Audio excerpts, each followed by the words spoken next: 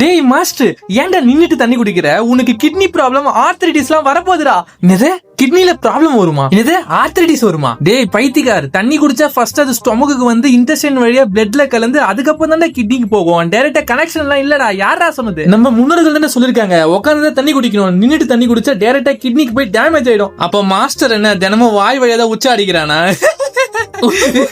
டேய் முன்னோர்கள் முட்டாள்கள் இல்லடா.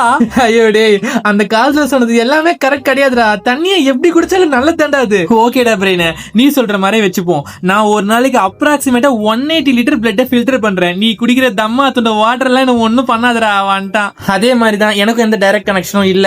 ஃபர்ஸ்ட் வாட்டர் பிளட்ல அப்சர்வ் ஆகி அந்த பிளட்ல இருந்து என்னோட சைனல் ஃப்ளூயிட் கிரியேட் ஆகும். சரியா? இங்க பாரு, மாஸ்டர் வேற உப்பு அதிகமா சாப்பிடுறான். ஏதாவது ரீசன் சொல்லிட்டு தண்ணி சரியா குடிக்காம தான் வச்சுக்கோயேன். எனக்கு கிட்னி ஸ்டோன், அவனுக்கு ஆஸ்டியோபரோசிஸ் வந்து செம கஷ்டப்படுவான். ஐயோ என்னடா சொல்ற? இவரு மாசா பெப்சி எல்லாம் இஷ்டத்துக்கு குடிப்பாராம். தண்ணியை மட்டும் நின்னு குடிக்க கூடாது, உட்காந்து குடிக்கணும் டிபேட் பண்ணுவாராம் வந்துட்டான்.